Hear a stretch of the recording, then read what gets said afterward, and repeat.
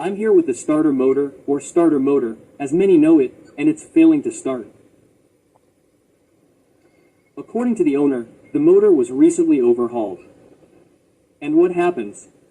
Every morning, when the car is cold and has been parked all night, the first time it starts, it doesn't work.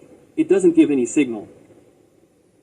Then you keep trying several times, or even holding the key in the ignition. Then suddenly it works, and from then on it doesn't fail again, it runs all day. So I started checking the entire installation until I got to the starter motor.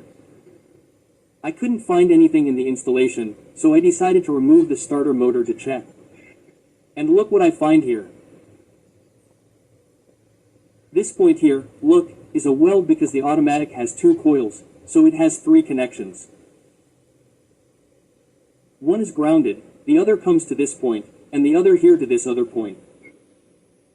You can see that the weld there, look, is cracked. So, what's happening? Actually, it's not here. I'm showing the screw here. Here's the weld here. Look, the base of the weld.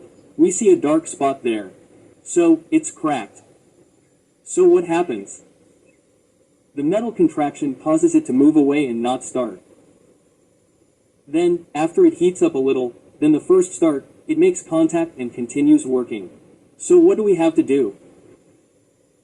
Remove that weld and make a new weld, clean it, and weld it again.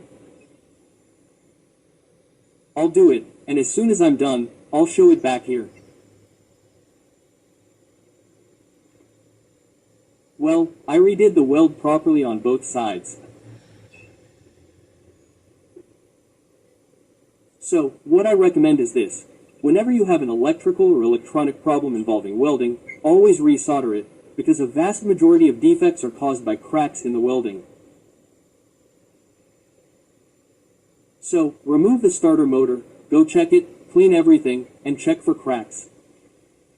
If there are, repair the weld, and the problem is solved.